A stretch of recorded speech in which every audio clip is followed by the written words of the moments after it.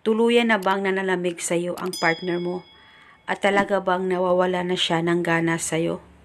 At ikaw ay binaliwala na talaga niya at wala na siyang pakialam sa'yo. Ngayon, sobrang lungkot mo dahil sa sobrang mahal na mahal mo siya at hindi mo kaya na maghiwalay o masira ang relasyon ninyong dalawa. Kung gusto mo na manumbalik ang nararamdaman niya sa'yo at ang sobrang pagmamahal niya sa'yo, gawin mo itong ritual na ituturo ko sa inyo ngayon. Dapat hindi kayo nagdududa sa mga ganitong usapin at dapat palaging buo ang loob nyo. Una, ang gagawin mo lamang, kumuha ka lamang ng papel, maliit na papel at panulat kahit anong kulay. At isulat mo lamang ng 3 beses ang pangalan at apelyido niya. At pagkatapos nito, kumuha ka ng baso o garapon. Ilagay mo itong papel na sinulatan mo ng kanyang pangalan at apelyido. Ilagay mo lamang ito. Pwede mong tupiin at hindi tupiin.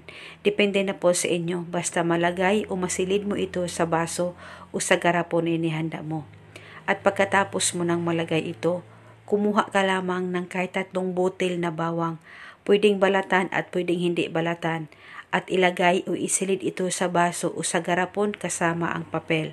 At pagkatapos mo nang malagay ito, hawakan mo lamang itong garapon o baso. Mag-focus at mag-concentrate ka, pagkaisipin mo ang target at hilingin mo kung anong gusto mong hilingin para sa inyong dalawa ng partner mo. Hilingin mo kahit anong gusto mong hilingin. Lahat ay pwede mong hilingin dyan sa ritual na ginagawa mo. At pagkatapos, pwede mo itong takpan at itago ito sa safe na walang makakakita at makakaalam. Itago ito sa damitan mo o di kaya sa ibabaw ng inyong kabinet.